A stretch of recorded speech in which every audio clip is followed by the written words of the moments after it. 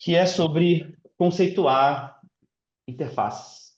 Então, de novo, só para recapitular, aula um fundamentos, aula 2 composição, então, indo dos elementos fundamentais isolados para eles em conjunto, e agora como a gente, de alguma maneira, consegue, enfim, explorar possibilidades de atribuir significado a essas narrativas visuais que a gente está tentando construir. E eu queria trazer muito essa questão da subjetividade, né? Quando a gente fala de conceito, quando a gente fala de significado, a gente está falando enfim, de temas que não necessariamente são muito tangíveis, ou não muito lógicos, ou não necessariamente muito práticos. A gente está falando sobre como a gente consegue, na verdade, criar a partir do zero um significado para aquele projeto, para aquele sistema de design, para aquela narrativa visual.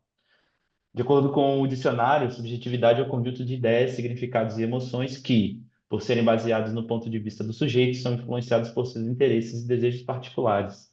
Tentando trazer um pouco do que é esse conceito para a interface, basicamente a ideia é significados atribuídos à interface a fim de facilitar o entendimento e assimilação das informações dispostas numa narrativa visual.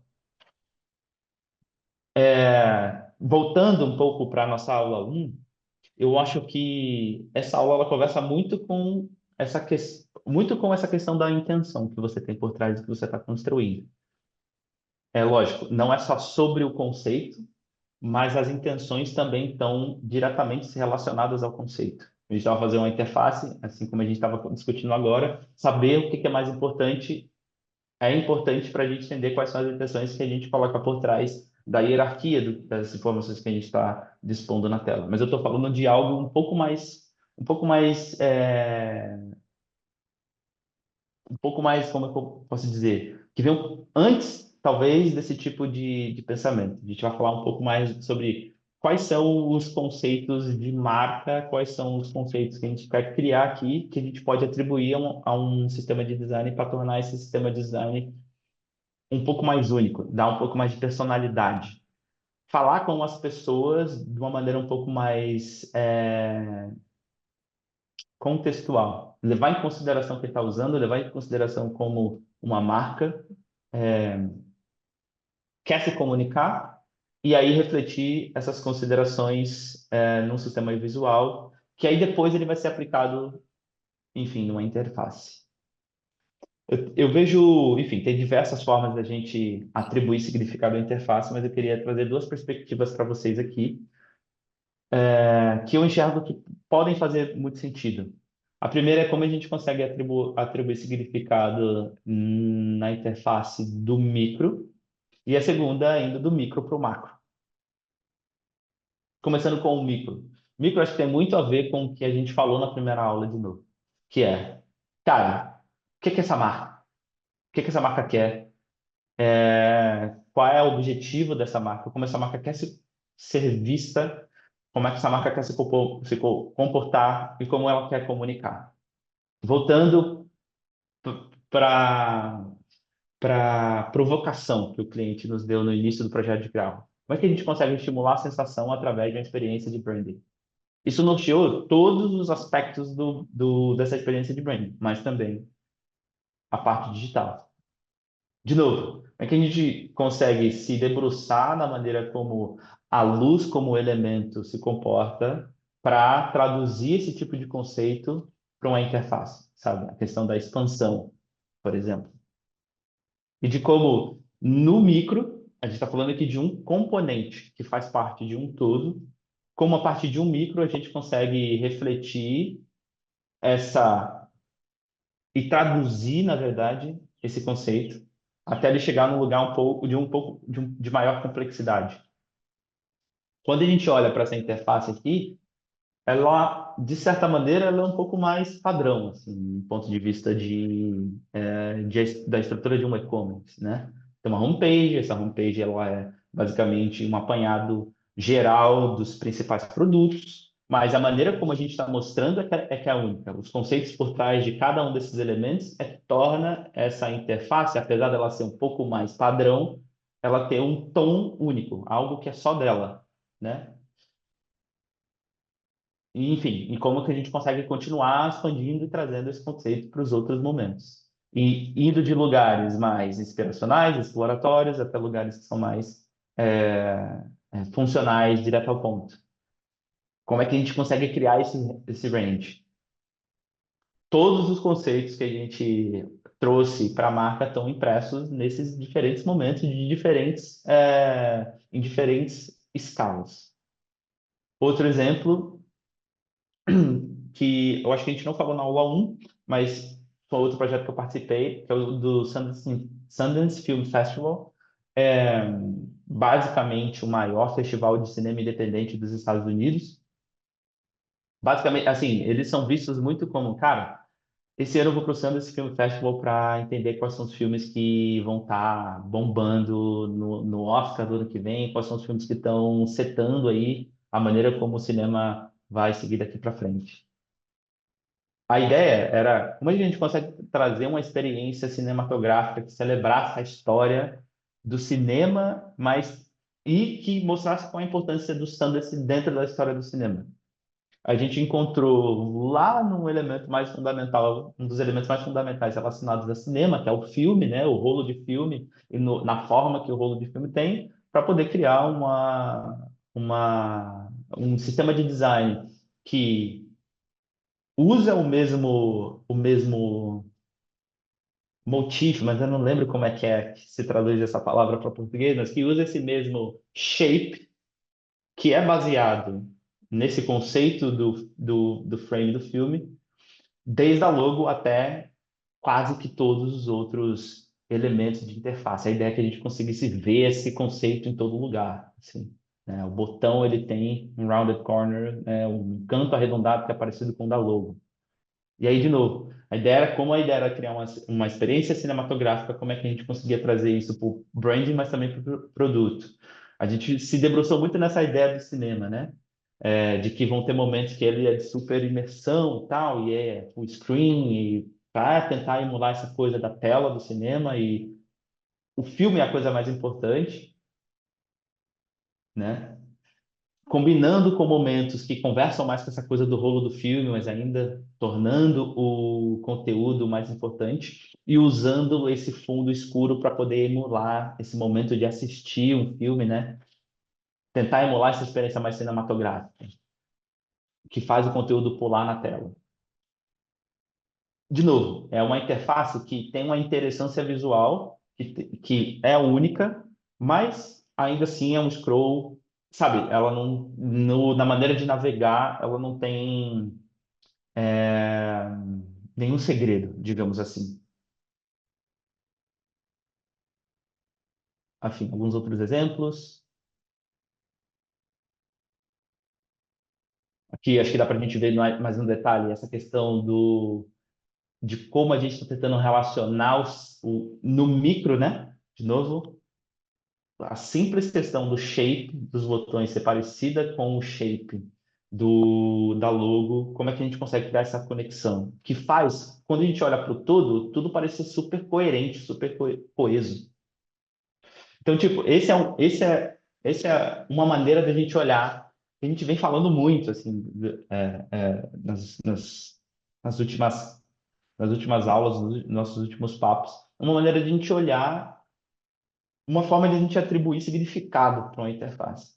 E aí agora eu queria entrar, digamos, numa maneira nova de a gente olhar, né? Uma maneira que a gente ainda não abordou, digamos assim, que é olhar de maneira um pouco mais macro, saindo do sistema de design em si, dos elementos e as decisões que a gente toma, e indo para um nível um pouco mais navegacional, do framework, da estrutura de navegação do produto. Queria trazer alguns exemplos que eu acho que são super interessantes. Um aplicativo de fitness da Apple, ele tem um visual que é muito único dele, né? Mas eu acho que, em primeiro lugar, talvez eles pensaram na maneira como eles queriam estruturar a forma de navegar e estruturar a interface para depois, em cima disso, eles brincarem com os aspectos visuais daquela interface. Muito interessante, está falando de fitness, e eu consegui ver claramente que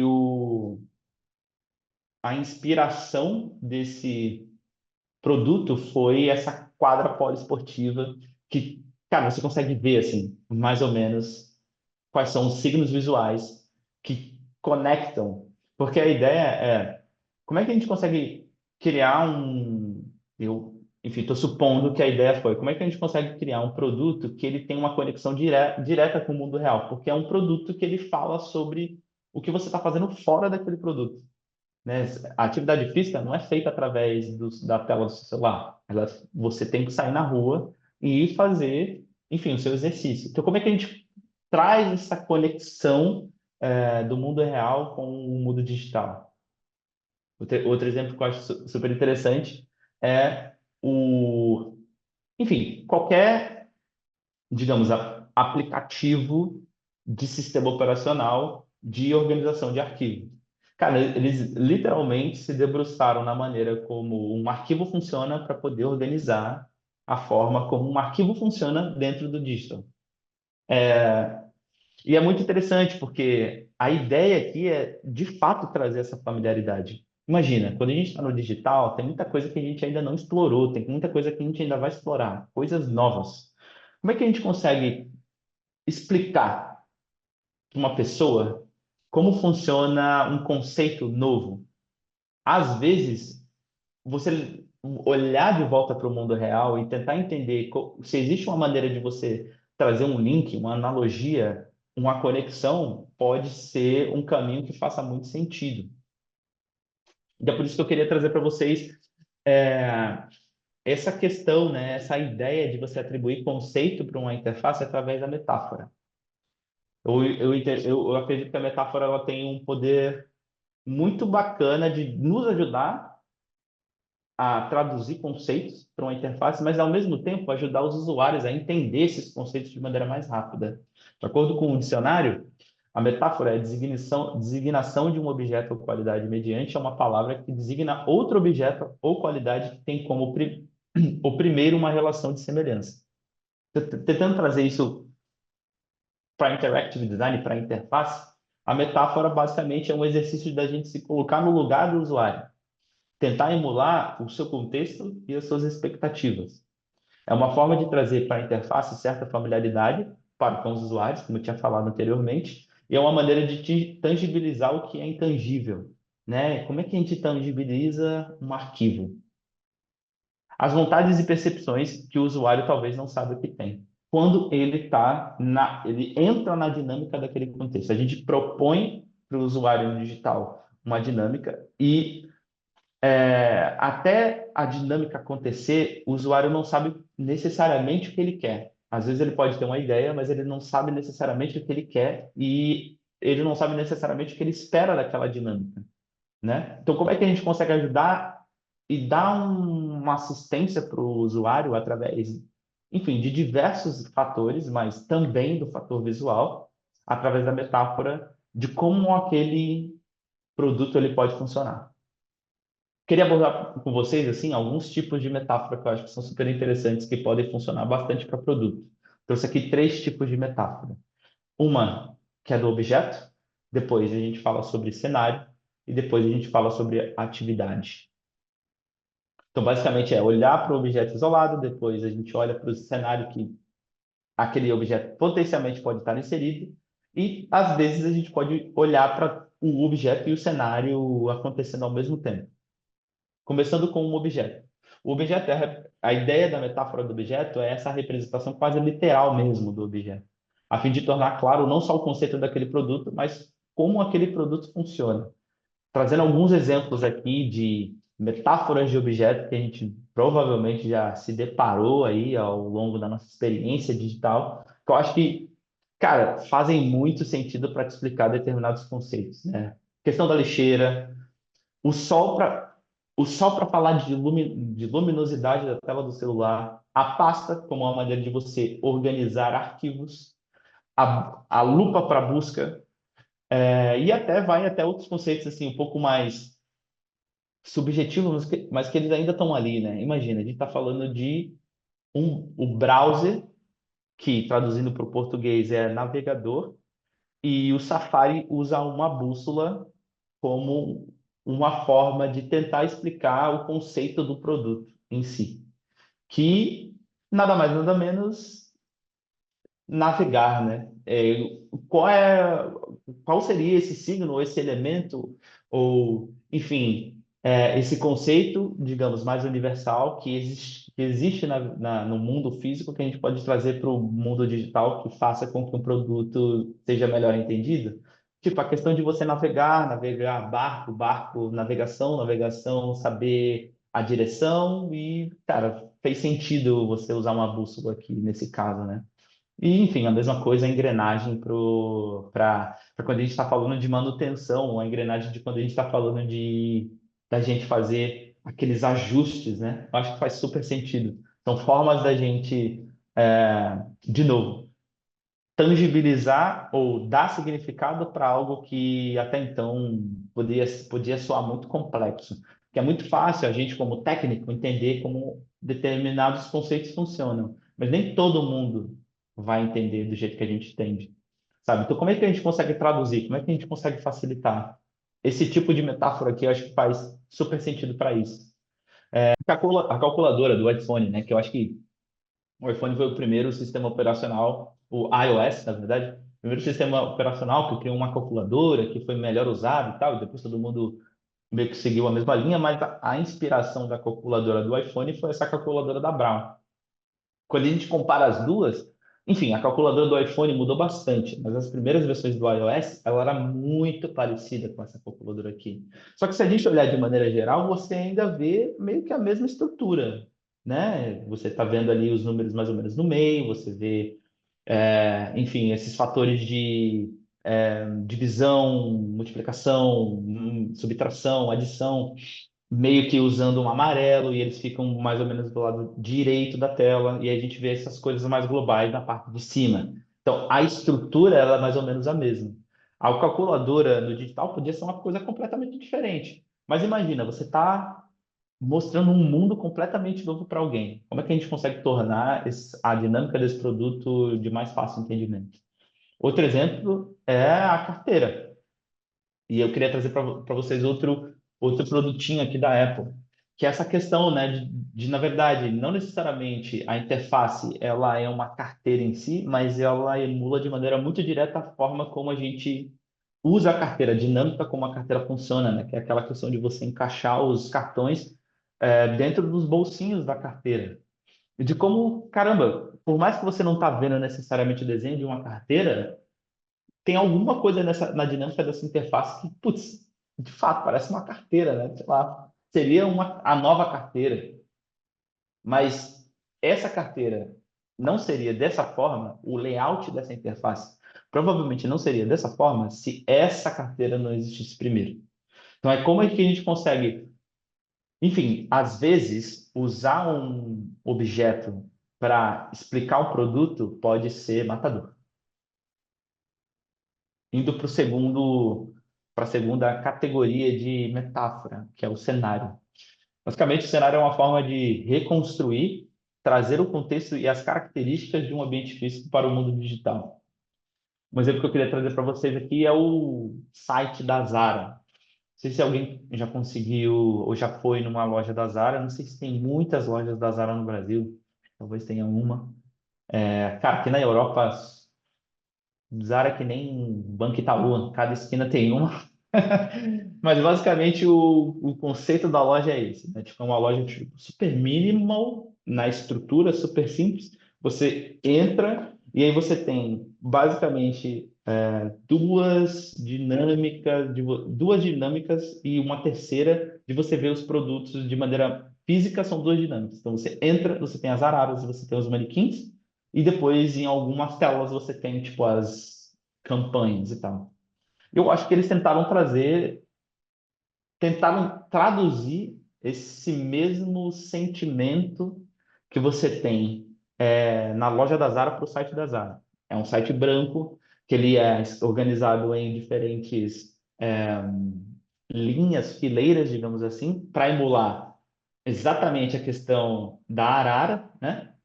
Às vezes você vê o produto no corpo de uma pessoa, às vezes você vê o produto sozinho para poder fazer aquele link com o manequim versus a arara.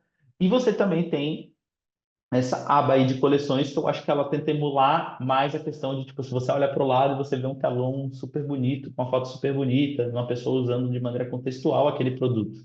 Então, como esse tipo de racionalização de design pode, cara, atribuir um significado super bacana. Na verdade, quando você olha para a loja da Zara, você olha para o site da Zara, você vê muito mais coerência do que outras lojas com outros sites. Um outro exemplo que eu queria trazer para vocês é essa interface de seleção de assentos de avião, né? De basicamente,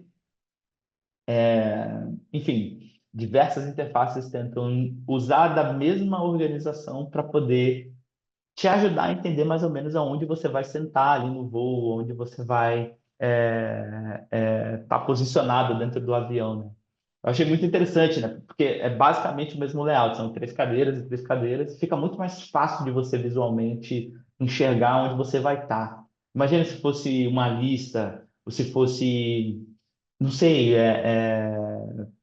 cara, sei lá, uma tela completa. Acho que seria mais difícil de você entender onde você estaria.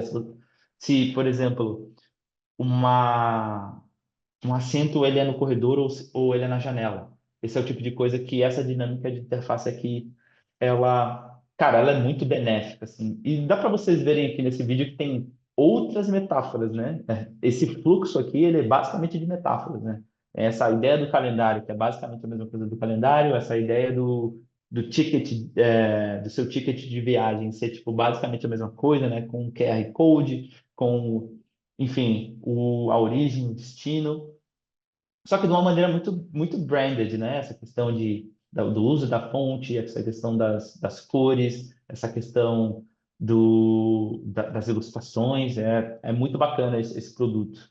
Se vocês tiverem mais curiosidade, assim, é um case study bem interessante, é um case study da Working Co para Virgin America. Essa marca não existe mais, mas o case está no site deles, se eu não me engano ainda. Recomendo vocês darem uma olhada.